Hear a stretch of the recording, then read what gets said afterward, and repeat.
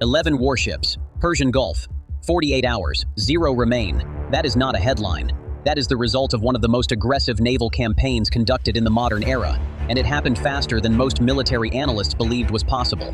This is the story of how the United States systematically dismantled Iran's naval power structure, struck its most protected submarine installations, and changed the strategic reality of the Persian Gulf in a matter of days. Satellite footage captured all of it. ACTI-1. The opening move, February 28, 2026. Operation Epic Fury begins. The name tells you everything about the intent. This was not a warning strike. This was not a symbolic show of force. This was a complete and deliberate campaign to eliminate Iran's ability to threaten international shipping, close the Strait of Hormuz, and project naval power anywhere in the region. The first shots came from beneath the surface. United States Navy submarines moved silently into position across the southern flanks of the Persian Gulf and the Gulf of Oman. Before a single jet crossed Iranian airspace, Tomahawk cruise missiles were already in the air, launched from underwater, invisible on radar, impossible to intercept at launch. Chairman of the Joint Chiefs General Dan Kane confirmed it directly. The first shooters in this operation were United States Navy submarines, and they came for Iran's naval forces first. The targeting priority list was released publicly by Central Command. Iranian anti-ship missile sites, warships, submarines. These were the primary objectives within the first 48 hours of the operation. Iran had spent years building an asymmetric naval strategy designed to threaten American and allied forces. Hundreds of fast attack boats, swarms of naval mines, shore-based anti-ship missile batteries positioned to cover every approach to the Strait of Hormuz. And beneath it all, a submarine fleet designed to hunt quietly and strike without warning. The United States had a counter for every single one of them. SECTAON2, the submarine threat. To understand why Iran's submarine bases were targeted immediately, you have to understand what those submarines were designed to do. Iran operates a mixed submarine fleet. On the smaller end, midget submarines built for ambush. They operate in the tight, congested waters of the Persian Gulf and the Strait of Hormuz. They lay mines. They fire torpedoes from positions where larger vessels cannot follow. They are extremely difficult to detect in the cluttered acoustic environment of the Gulf. On the larger end, Iran operates Russian-built Kilo-class attack submarines, capable of longer-range operations. Quieter, equipped with cruise missiles and heavyweight torpedoes. NATO analysts call them the black hole because of how effectively they absorb sonar signals.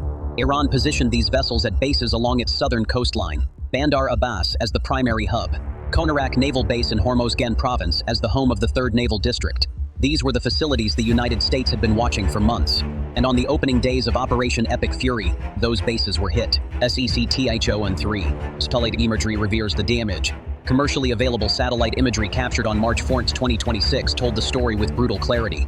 The Konarak Naval Base, Hormozgan Province, southern Iran, United States strikes on the 3rd Naval District had achieved direct hits. 2 Iranian warships, the Iris Bayandor and the Iris Nagdi, were confirmed sunk at their moorings. Additional imagery showed significant structural damage to port facilities and support infrastructure. This was not collateral damage. This was precision targeting. The United States knew exactly which vessels were docked. It executed with a level of accuracy that left no question about the intent. Bandar Abbas told a different story. Following strikes on the main submarine installations, satellite imagery confirmed several Iranian submarines were still present at the base after the initial attack. The full extent of damage to Iran's subsurface capability was not immediately clear, but Central Command confirmed it directly. Iran's submarine fleet had been targeted, and the results were severe. Chabahar, a facility that had hosted a joint naval exercise between Iranian, Chinese, and Russian warships just weeks before the conflict began, was also struck. That joint exercise, Marine Security Belt 2026, had been watched closely by American intelligence. The participants, the scale, the positioning, all of it was logged. All of it became intelligence for the targeting process. At SECTIHO-4, the weapon that changed the equation. Here is where the story takes a turn that military analysts did not fully anticipate. On March 13th, General Dan Kane stood before reporters at the Pentagon and revealed something remarkable. United States Army ATACMS missiles, the MGM-140 Army Tactical Missile System, had been used to sink multiple Iranian ships, including a submarine. Read that again. Land-based artillery missiles, launched from HIMARS rocket systems, were used to conduct anti-ship strikes in the Persian Gulf. This was not a theoretical capability. This was operational reality. General Kane confirmed that in just the first 13 days of Operation Epic Fury, Army artillery forces had made history.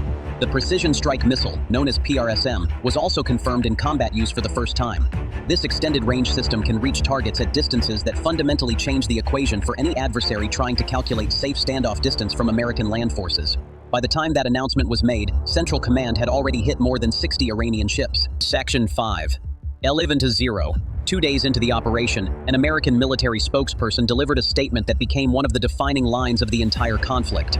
2 days ago, the Iranian regime had 11 ships in the Gulf of Oman. Today they have 0. Those days are over.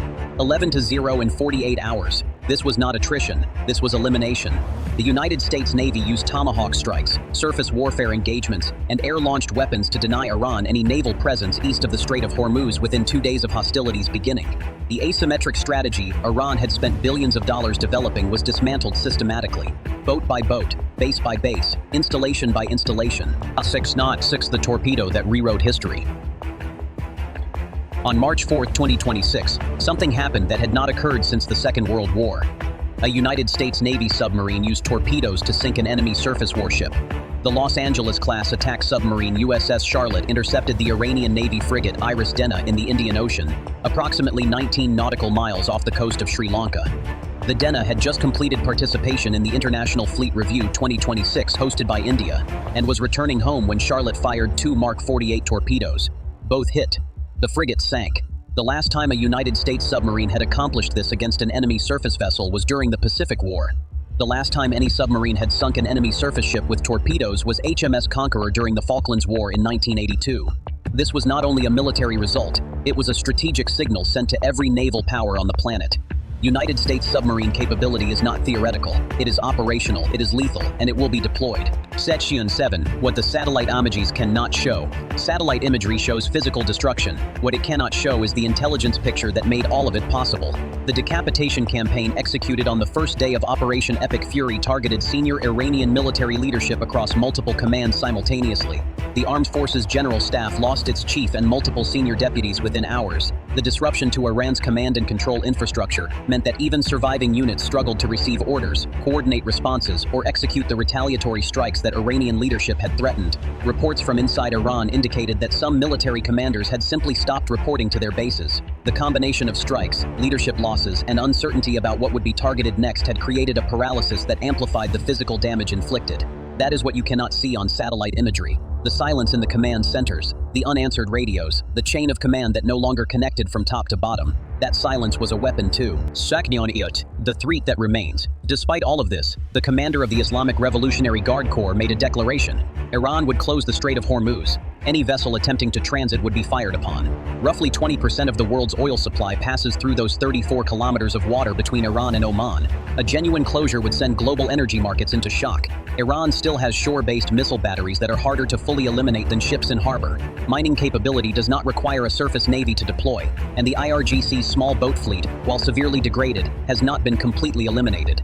The naval campaign was decisive. The underlying danger has not been fully resolved. The coming days will determine whether Iran has the command authority, the remaining assets, and the will to attempt that closure, or whether the speed and scale of what happened to its naval forces has already settled that question internally. The satellite images of Konarak, Bandar Abbas, and Chabahar do not just show destroyed infrastructure. They show the end of a strategic theory. Whether what replaces it is chaos or negotiation is the question that everyone with a stake in global energy, regional stability, and great power competition is watching right now. You are watching it too. Subscribe. Every major development in this conflict is covered here. The operation is not over, and neither is this channel.